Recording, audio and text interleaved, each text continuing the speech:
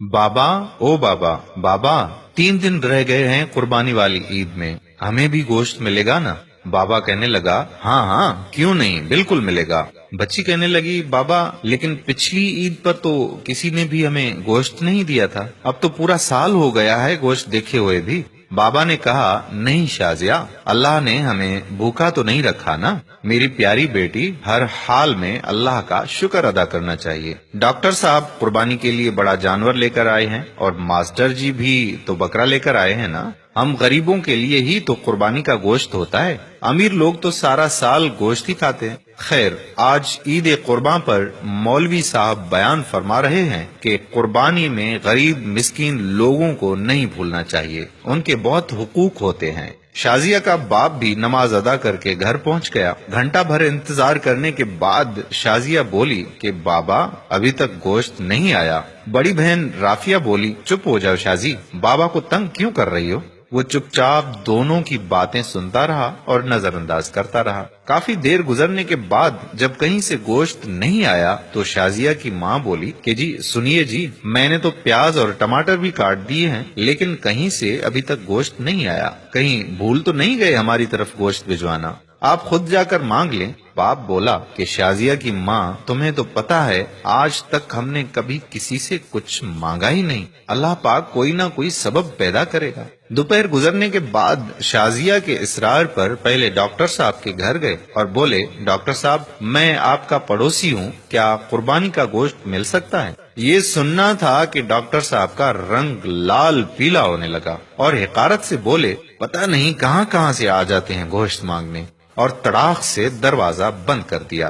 तौहीन के एहसास से उसकी आंखों में आंसू आ गए और बोझल कदमों से चल पड़ा। रास्ते में मास्टर जी के घर की तरफ कदम उठे और वहाँ भी वही दस्ते सवाल। मास्टर जी ने गोश्त का सुनकर अजीब सी नजरों से देखा और चले गए। थोड़ी देर बाद बाहर आए तो शापर देकर जल्दी से अंदर चले गए, जैसे उसने गोश्त मांगकर बड़ा गुनाह कर दिया हो। घर पहुंचकर देखा तो सिर्फ हड्डियां और चर्बी। खामोशी से उठकर कमरे में चले गए और खामोशी से रोने लगे। बीवी आई और बोली कि कोई बात नहीं, आप गमगीन ना हो, मैं चटनी बना लेती हूँ। थोड़ी देर बाद शाजिया कमरे में आई और बोली, बाबा हमें गोश्त नहीं खाना, मेरे पेट में वैसे भी दर्द हो रहा है। ये सुनना था कि आंखों से आंसू गिरने लगे और फिर फूट फूट कर रोने लगे। लेकिन रोने वाले वो अकेले नहीं थे, दोनों बच्चियां और बीवी भी आंसू बहा रहे थे। इतने में पड़ोस वाले अकरम की आवाज आई, जो सब्जी की रेड़ी लगाता था। अनवर भाई दरवाजा तो खोलो।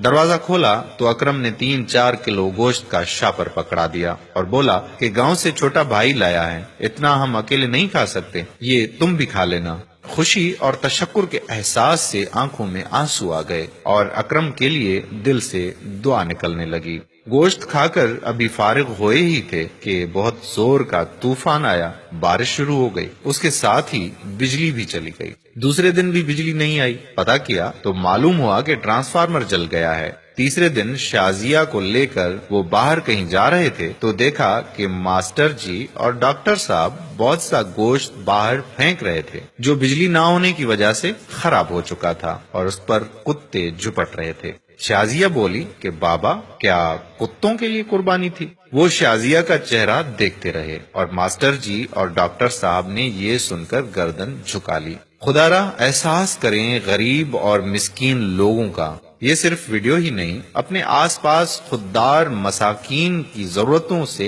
हमा वक्त आगाह रहने की आपसे दरख्वास्त भी है। इस कुर्बानी पर अपने पड़ोस में खुददार मसाकीन को भी जरूर उसका हिस्सा दें ताकि वो आपके लिए दुआगो हों। आज की हमारी ये वीडियो अगर आपको पसंद आई है तो अपने दोस्तों के साथ भी शेयर कर दीजिए और साथ साथ हमारे YouTube चैनल प्यारा इस्लाम को सब्सक्राइब करें और Facebook पेज प्यारा इस्लाम को लाइक करके फॉलो कर दीजिए ताकि हम ऐसी मजीद मालूमाती और दिलचस्प वीडियोस आप तक पहुंचाते रहें। जज़ाकल्लाह खैरा। अस्सलाम वालेकुम व रहमतुल्लाहि व बरकातहू।